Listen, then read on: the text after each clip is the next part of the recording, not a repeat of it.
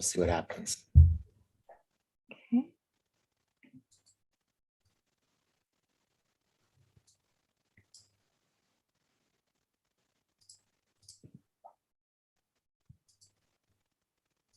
See what happens. Oh, I hear it. Okay.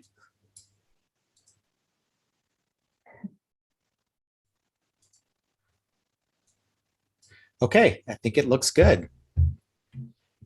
All right. Well, thank you for joining me, and happy to have this conversation with you and explore some of the interesting facets of the politics of women's rights, not only in the U.S. but also elsewhere throughout the world. But I think we should probably start with the U.S. Because there are a couple of cases, abortion-related cases, but also ones that speak to kind of broader women's rights in Texas and Mississippi right now. So maybe as a starting point, can you help me try and make some sense of kind of the major issues that are at play in those cases? So we're seeing in Texas, and there's been a lot of discussion recently, like just within the last week, within the last couple of days, about this particular law that went into effect at the start of September. And essentially it makes it unlawful for a woman to receive an abortion if it's past 6 weeks.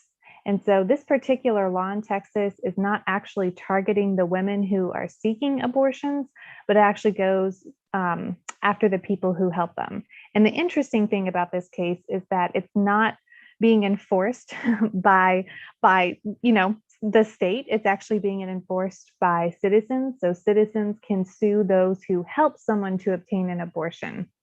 And it's really put a huge damper on women's access to abortion. We've seen that like an immediate impact. And there's been a lot of concern, particularly because this law does not make an exception for rape or incest. And so there have already been many people who have come out and said, I've had a partner who would remove condoms like without my consent. Who would flush my birth control pills down the toilet. Like I have done everything that I can. So this law isn't accounting for domestic violence issues. And so the Supreme Court has agreed to hear some of the lawsuits. So there's been about 14 last time I read that have been brought forward, but it was actually pretty tricky to even bring forward a case because it's not the state that's enforcing the law. And so that was kind of a purposeful intent of this particular case. But really the bigger case is going to be the Mississippi case. And so this is banning abortion in all cases about, I think it's 15 weeks. And this is a bigger deal because the Supreme Court is going to start hearing this argument on December 1st. And the ruling is expected to come out probably around the end of June. And so this is a much clearer kind of a law. It is enforced by state officials. And so this is one that could in fact overturn Roe v. Wade. And so this was a previous Supreme Court ruling that allows women to access abortion till about 24 weeks, which is when a fetus would be viable outside of the womb with, of course, intervention, medical intervention. So those are the cases to be watching. But the Texas case is interesting in terms of how it's going about with enforcement. And there are already concerns by many people, including gun rights activist groups, who are saying, if we follow these same procedures, it's going to impact us as well. So those are the two really big cases. And it would be, not an impossible thing, but it could be the fact that Roe v. Wade is overturned. Just because we have a very conservative leaning court right now, and several, well, I want to say a couple of the people on the court have already come out and been very clear that they are against abortion. And so those are big cases to be watching for. And a lot of what's interesting in this current context, and I think that makes it really different than the past, right? So abortion has been an issue in the US since about the 1970s when the Roe v. Wade case was ruled in women's favor of accessing abortion. But what we're seeing is a real possibility of it being overturned. And a lot of the argument is stemming around something called fetal personhood. So this idea that fetuses are persons just like anyone else when we think about the Constitution.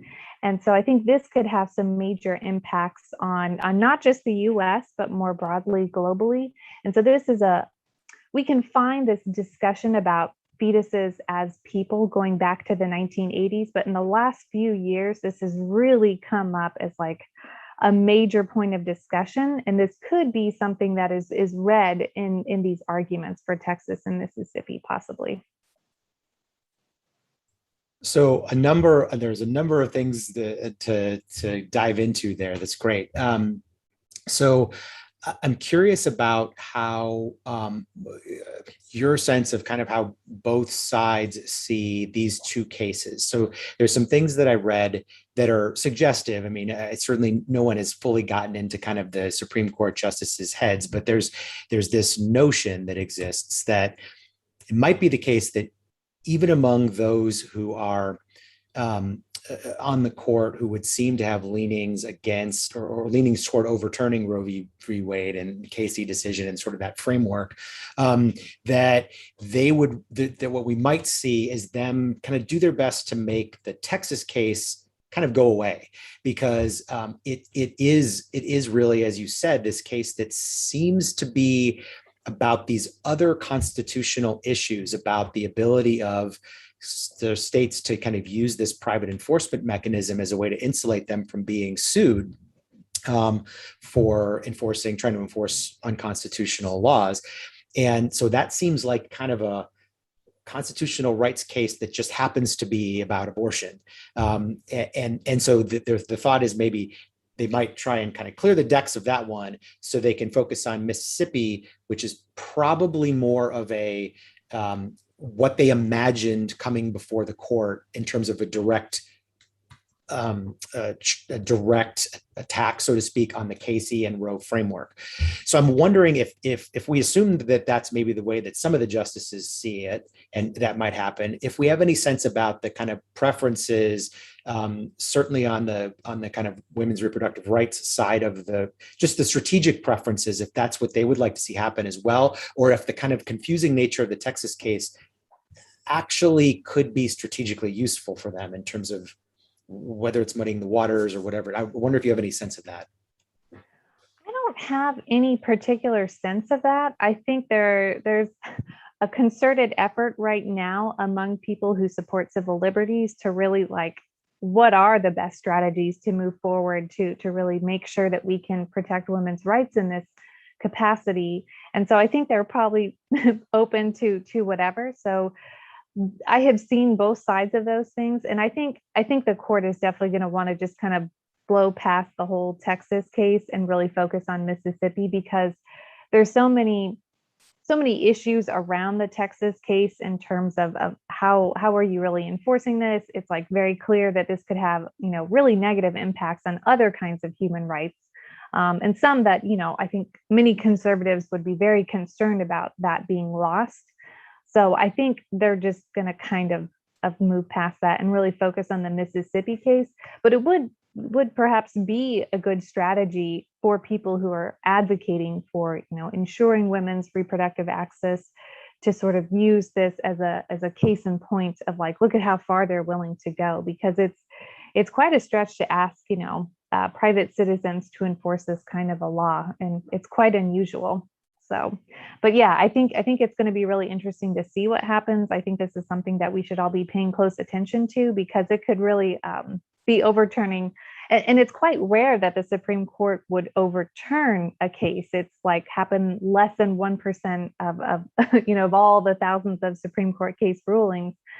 So this could be a really big one. And I think there is a potential to see Roe v. Wade overturned. And so that is definitely something to be watching.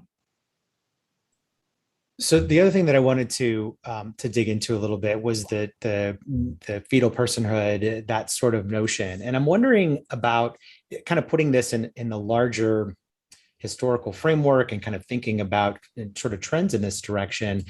Something that I wonder about is how much of that particular strategy, or kind of move to that strategy, is really a kind of byproduct, or at least partially or maybe wholly a byproduct of advancements in neonatal science. And so, in other words, the idea that, we have the Roe decision, and my knowledge of these kind of decisions are pretty limited, but we have the Roe decision that sets out the kind of limitations in terms of a sort of trimester related or a trimester focused balancing test. And then Casey comes along, does away with that, and focuses on this idea of viability, which really seems to sort of set the framework. So if you're focusing on that, and throughout the next couple of decades, you also have this sort of steady march of improvements where now you have real viability for premature babies born at 23, 24 weeks, where the science of that has gotten better. It's starting to really make for more of a gray area there in terms of that specific framework. So I wonder if this is a really concerted strategy that we've seen the pro-life movement take, or if it's just kind of something that we probably should have expected. That's probably the wrong way to put it, but it's sort of a natural consequence of the progression of the science on this. I'm not sure what your thoughts are on that. Yeah, I think it's interesting. There are actually many politicians who say, well, we have the science now. We know that life, begins at X, Y, and Z. And it's really far more complicated than that, because when you look at the science of it, if you want to say it's when an egg is fertilized, right, that gets complicated because we all carry that level of DNA in our skin. So if you slough off your skin, are you in fact, committing sort of the same kind of crime, right? That would be, kind of a really early on stage. And then, we have this notion of we can detect a heartbeat, but the heart's not actually fully formed at that point. Other people look at the point where you could no longer have a fertilized egg split off and become identical twins, right? So then that's an individual. That's a whole different stage. You have other stages of when you have brain activity. And it's kind of interesting, right? Because the legal definition of when a person has passed away, it's the lack of brain activity. So there could be some resonance there. And then, of course, there's the 24 weeks viability. And then, of course, there's birth. So, but it gets complicated because you also have to think about philosophically, personhood versus biological personhood. And it's actually not clear from the science quite where to draw that. But I think that has certainly emboldened people who understand a fetus to be a person, that this is the way to go, right? Because then you can draw upon this scientific language to try to promote this. But it's really in contrast to a whole body of international human rights law, which if you read it, it's clear that like life has been understood at the point of when you were born. But there are people who are actively working to try to change that definition within international human rights discourse. So that's a really interesting angle. But I do think that it is this whole, we have so much technological interventions now that can really help these kinds of issues when you have a really early, I have a friend who gave birth it was like almost 4 months premature, and it's amazing, right? He's living, he's fine. He has a lot of medical issues and always will, but that certainly complicates this whole conversation. Yeah, and perhaps even makes, like you said, the space for the sort of philosophical, religious, some combination of both for these arguments to even be more salient in the minds of the people that are making them. And I don't know, on the one hand, that march sort of forward of the scientific development, just in terms of trying to think about the potential for getting out of this space that we're in, where like people are really entrenched in their view of these issues, and there seems to be no middle ground. The conversation starts, and as soon as it's like, well, I think this, then there's a reality there that's hard to cross. And so on the one hand, you could imagine sort of the science advancing to a point where we do have better answers on it to take some of the philosophical stuff out of it, or you could imagine it advancing in a way that just makes things even more complicated. So I'm wondering if you have a sense, or, just in the US context specifically, is there reason to hope? That's maybe not in and of itself an optimistic way to frame it, but what are your thoughts about the potential for kind of getting beyond this really entrenched debate on these issues? I think it's going to remain entrenched because philosophically, you still have this issue of you have if we decide a fetus is a person and deserves all the same rights as everyone else, you have this complication of the fetus is within someone else, right? Typically women are the ones who give birth, right? And so then you have this major conundrum of two people whose human rights are fully, just in tension with one another, and you can't really discern what does a fetus want, right? It's hard even with children as old as 5 to sort of figure out those things, much less a fetus. And you have the problem of it's within someone else, right? And so to have a fetus have full human rights is going to naturally erode the human rights of whatever body is carrying that fetus. And so that is always going to be just a major complication. I can't imagine, even if some sort of scientific insight comes along, you're still going to have that problem of just these human rights in tension with one another. And how do you discern what a fetus wants? It's very complicated. Yeah, and as you and I were kind of talking, I want to get to some of the comparative stuff here, but as you and I were talking in the, before last week, depending upon how some of those questions might be resolved, whether it's by the courts or some combination of advancement in science or anything else, if it's resolved in really broad definitional terms, you could have a lot of unintended consequences of that, or unintended complications of that, associated with how far you're willing to extend those rights in particular circumstances. And it's not to say all of those would necessarily be bad, but certainly I think people, when they start focusing on this issue, becomes kind of so laser focused on the issue, the thought about any kind of ripple effects to other kinds of spaces becomes it's just not something that people are doing or thinking about in this way. And so I think there's the real possibility that you might have something like that, depending upon how some of these questions are decided. Absolutely. And I want to jump in here and just Sure. talk a little bit about there have been some cases and miscarriage is extremely common. I'm not Mhm. sure how aware everyone is, but it's almost like 1 out of every 4 or 1 out of every 3 pregnancies, depending on where you are, results in a miscarriage. And so there have already been women who, have gone through losing a fetus, right, which can be a very emotional thing depending on the person, and then they're being investigated, right? And so this also raises a lot of issues, right? What if you're someone who needs to work to make a living, you can't afford time off, and we know we don't have great maternity or medical leave or family leave in general in the US. So it really depends by jobs. But let's say you have to work and you have a more physical job. If you have a miscarriage, there have already been instances of women who have served jail time and have charges of manslaughter against them because they were using drugs at the time when they were pregnant and it resulted in a miscarriage. And so this means that every miscarriage you have could potentially result in at least a police investigation. So this is also something to think about just in terms of police resources.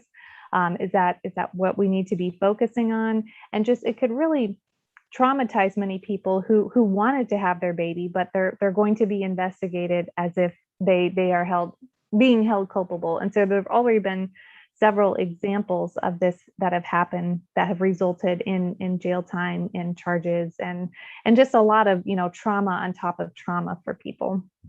Yeah, it's an interesting point, and regardless, of how either of these cases turn out or how the law gets quote unquote settled, even if it's for a temporary period, I think that no one should be treating it as, okay, that's the end of the story, even about the major issues, but there's just so many like minor details. Well, what about this? Well, what about that? And those, a lot of times I think we'll wind up in a kind of legal gray area that are just going to have to get adjudicated, which that will be interesting in and of itself.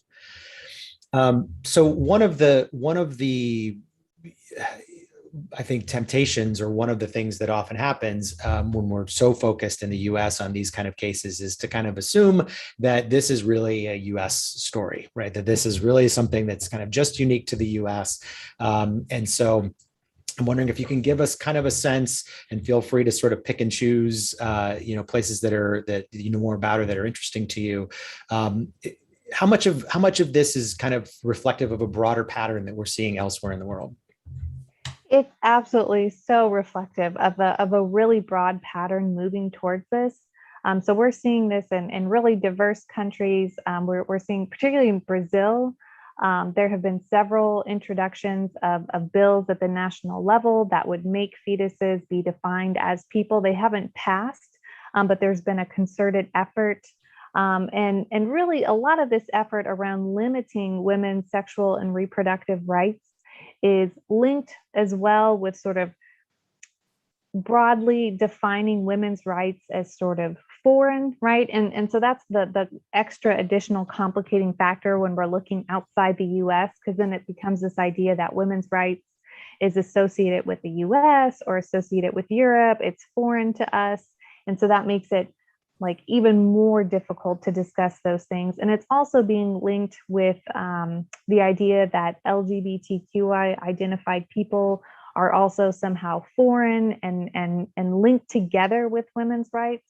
And so this is often seen as women's rights and LGBTQI rights are completely in opposition to quote unquote family rights, or family values or traditional values or religious values. And so there's a real tension there. And so it's interesting. We see this in Brazil. This has been coming up quite a bit.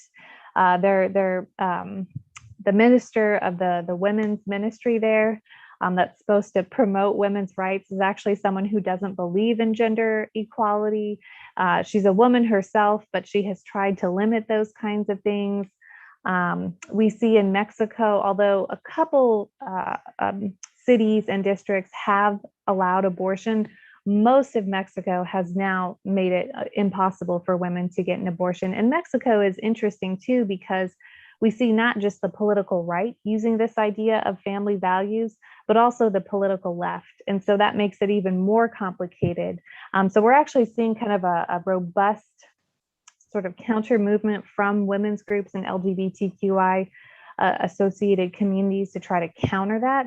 But there's also some interesting work that looks at how Spanish right groups are also really linked with the Mexican right. And so they're coming together to sort of promote these family values, quote unquote family values, I want to say, because family could be defined in many different ways. But we also see this in Poland, in Hungary, where there's concern about what's called gender ideology. And it's this concept that's very nebulous. And it's interesting because it has play in France, which is a very secular country, but the political right there has also been drawn to it as well. But in Poland and Hungary, this idea of gender ideology is very much linked with Christianity and almost like a Christian nationalism. And although there haven't actually been that many immigrants who come into Eastern Europe, despite what the media shows, there's a lot of resistance to immigrants who identify as Muslim there. So this is kind of part of that backlash. And so like Hungary, for example, is now offering families who have a third child, they can get this, I think it's like a 30,000 euro loan with like no, like you don't have to pay any interest or anything on it. And as long as you have those three kids, but the interesting thing is neither the husband or the wife can have like a previous divorce on their record. So it's like really trying to incentivize, quote unquote traditional family, and just defining, anyone who's identified with the political left as somehow being a foreign kind of a person.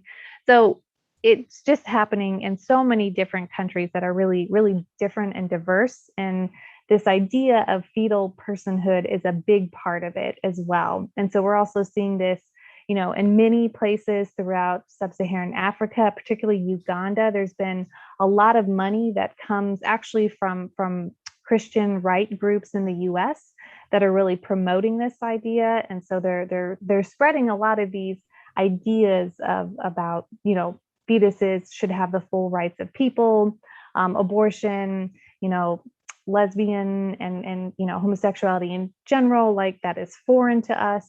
And so it's really interesting to see how we're seeing these patterns in many diverse places. Yeah, and I wonder the kind of tour that you gave there is fascinating, and I wonder if it how much of it is wrapped. I mean, you mentioned this a little bit, but how much of it is wrapped up in these broader kind of nationalist, campaigns. I mean, some of the areas that you mentioned, whether it's Hungary or Poland or some of these other countries. I mean, clearly there's kind of even France. I mean, to a large extent, there's this broad tension that exists in terms of immigrant communities, and we know that those sort of nationalistic kind of populist nationalistic um, uh, sentiments have been fomented by the right in those countries and have been used for political gain and kind of trying to dig into something that they felt was salient. And so I wonder how in whether it's more broadly or in those cases, is it enough to sort of make that association that they kind of see this as a leverage play and they're pulling these women's rights issues into that because it works for them strategically? Is that tend to be the case more so than just maybe a more traditionally religious or something like that candidate coming to the fore and then saying, well, for religious reasons and for the values we hold as a country, this is the way we want to go on these political questions? I don't know. Is there some pattern there that is kind of ties this to these sort of authoritarian leaning nationalist populist kind of movements in these countries? Absolutely. I think we'll know more like 10 years out from now when we can Yeah. really look back and dig in. But there certainly is a pattern. I mean, even in some place like India, which is a very different kind of religious context than Poland or Hungary or Brazil, right? We're seeing a lot of the same kind of imagery. And it's quite interesting in terms of the Hindu right associated with the BJP party, because traditionally the emphasis for like, traditional women, it was about serving as a wife. But we're seeing more and more emphasis on motherhood. And there's a lot of concern about the Muslim community in India that they have a higher birth rate than Hindus. And so there's all this like scare around that. And so Modi is certainly a very authoritarian person. And we see this same pattern reflected in Sri Lanka, which is a Buddhist majority country. Again, they have a real problem, not just with the Tamil, mostly Hindu community, but as well with the Muslim minority community. And there's all this rhetoric about certain women should be having birth and giving birth. But of course, at the same time, they're making sure that Tamil women and Muslim women are being sterilized without their knowledge, which is a real big issue in terms of reproductive rights. So when we talk about reproductive rights, I think in the US, we get really focused on access or just reproductive choice. But really, when we talk about reproductive rights, we're talking about women need to have access to birth control. They also need to be able to give birth if they want to.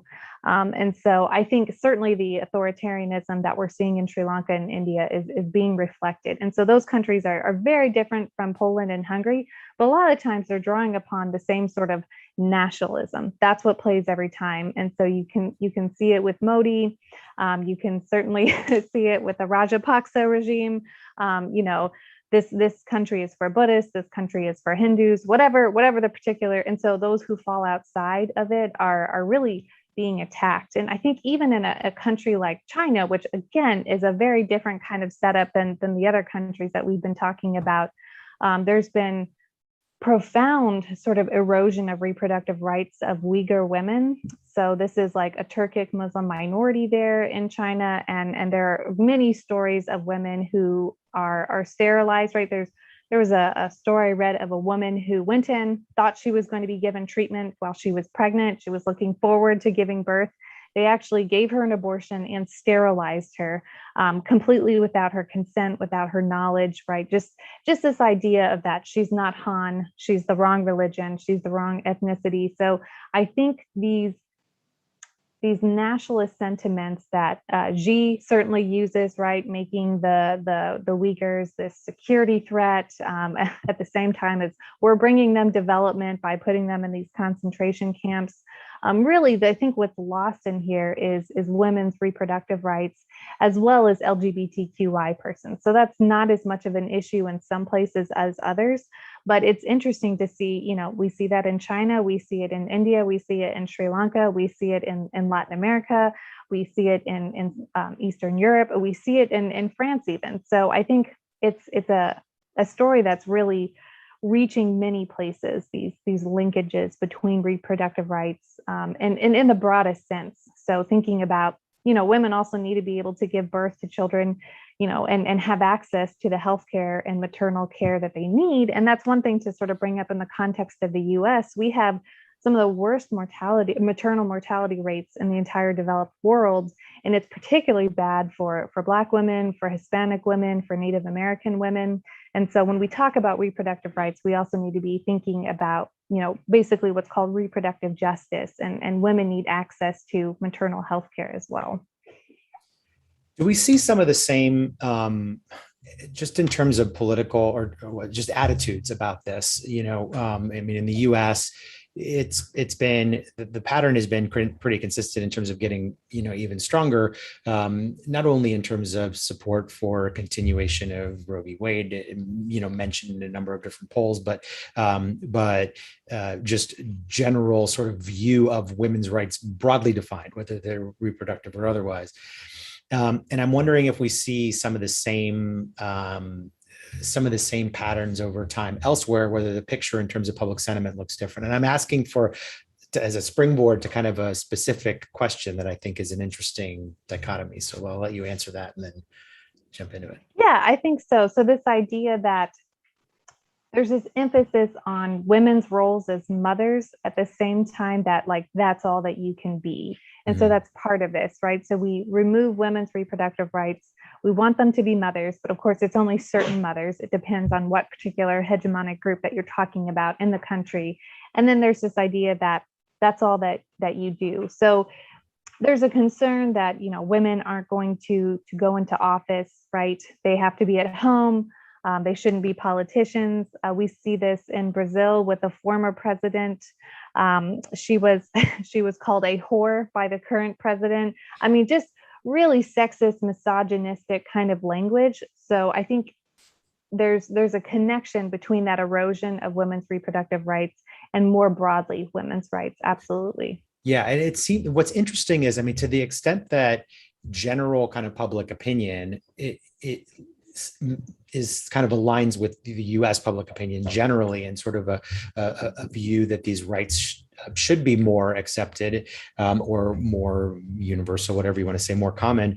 Then the kind of strategic choice to use some of these issues becomes interesting and almost puzzling, in the sense that you have these authoritarian regimes that really want to make a case for something broader, about whether it's nationalism or something else, and for some reason they see some kind of strategic utility into making it a women's related issue, or making it about women's rights, which, if it's the case that the public is that more and more as we move on, that most people are not inherently thinking that way, there's a bit of a mismatch there. Like, what are they seeing strategically where that kind of play makes sense for them, whether it's about reproductive rights, or I'm even thinking about the documentary that I watched recently on Maria Ressa in the Philippines, the journalist there, and I followed it with some interest because Maria is a woman that I've actually met when I was there,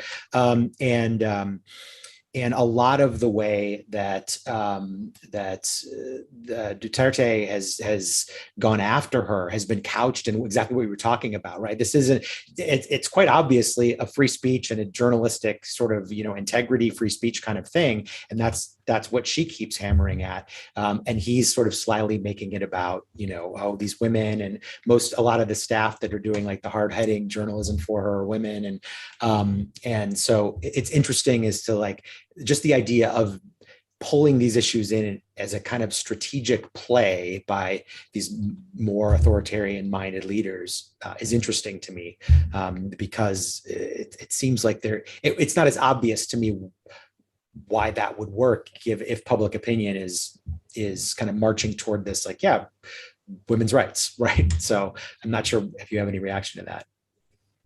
Yeah, I think it's interesting. So in feminist international relations and feminist comparative gender politics, like this idea of authoritarianism and like hyper masculinity is like so obvious. Like maybe I don't even think about it because we we think about it a lot in our fields here. And so it's just a power move, and I'm not sure why. And I have seen it like in workplace settings where like there's one guy, he makes kind of a sexist joke, and like some of the men stay quiet, a couple others laugh, and then like over time you just see it grow.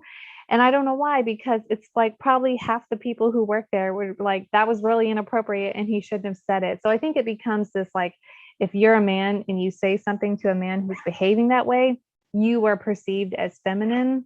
And so it just like keeps that process rolling. So it's absolutely crazy to think how many people are really supportive of women's rights in the broadest sense. But yet we consistently see these authoritarian figures using that language, right? And calling men, sort of effeminate kind of a term. It's so common. And I don't know when it will ever stop, because you think, yeah, with public opinion sort of going the other way, but perhaps it's not as progressive, like a lot of people think they appreciate gender equality, but really maybe what they're thinking is something else, right? And so this idea that gender equality is different. So one of the terms that at the international level, like the Holy See is using, we don't believe in gender equality. We believe in gender justice. So men and women have different roles to play, kind of thing. And so I think there's some interesting stuff that's happening at the international level that's certainly influencing various patterns around the world.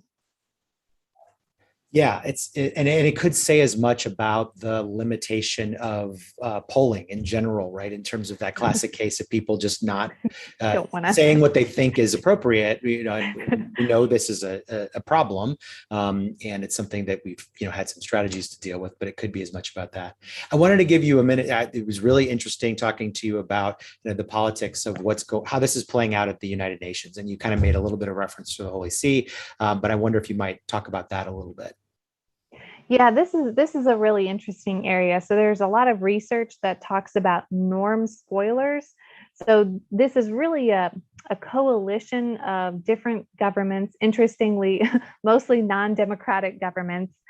So this is several Muslim majority countries that do not have democratic leadership. This is several countries in sub-Saharan Africa that do not have democratic leadership.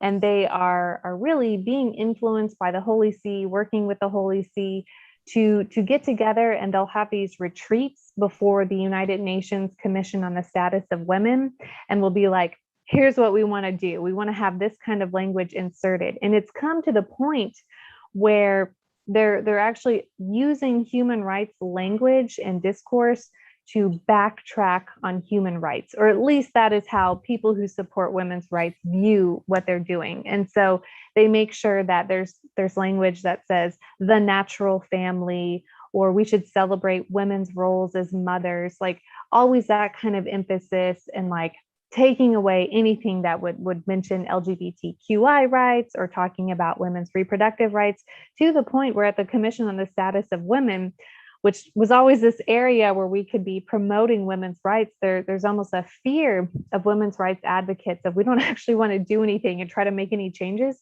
because this coalition is becoming so strong that they're actually eroding women's rights and having it put into these documents. And so we don't want that, which is a really interesting kind of a change. And so people who study the international level call them norm spoilers, in the sense that they're trying to erode international human rights. And so there's an interesting convention, a Geneva Convention, I think, on like the defining human life.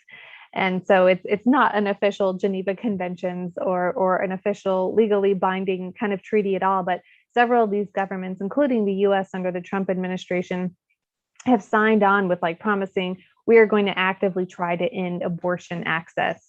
And so it's really this a huge concerted effort that's coordinated by the Holy See, which is also interesting, just thinking about what is their role, as having this status in the United Nations as well. Oh, you're muted, Jason.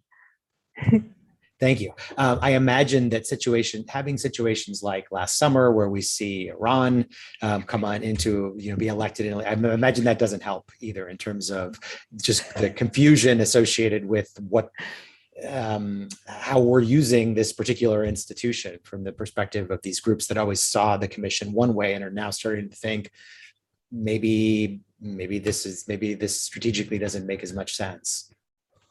Yes, absolutely.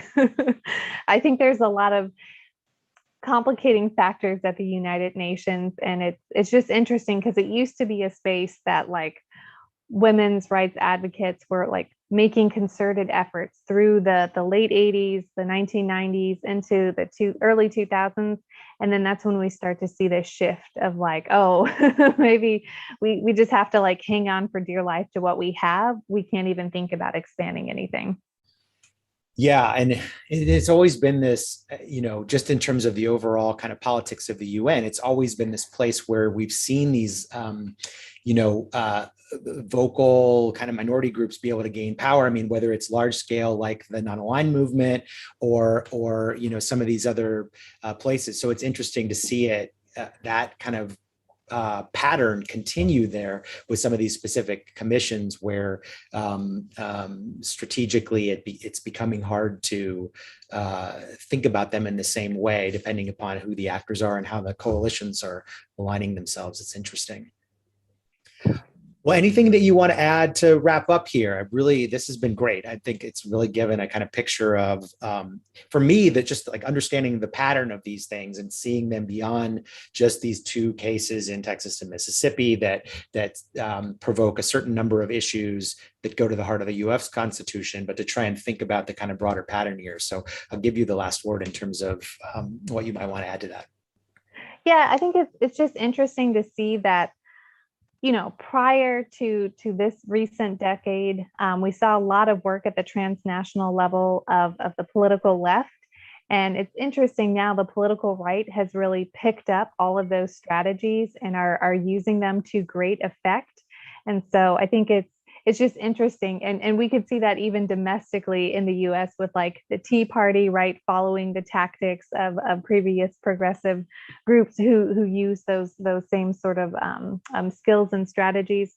So I think it's interesting. I think this is kind of a new era. And I think this, particularly the issue of fetal politics and are they people, is going to be a major issue, because even if many people support this idea, if it goes forward, it's going to create a lot of complicating issues. And I don't think that there's any way around that.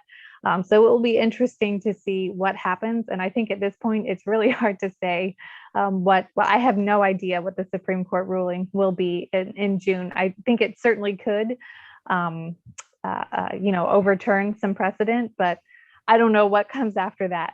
Yeah, well, it'll be great to, early next year to have another conversation, sort of saying, okay, where are we now? Like, what's the new reality, and what major questions are on the table, given what they decided and given, continuing developments throughout the world. So I'll look forward to that. Well, thank you very much. I appreciate the conversation. It's been great.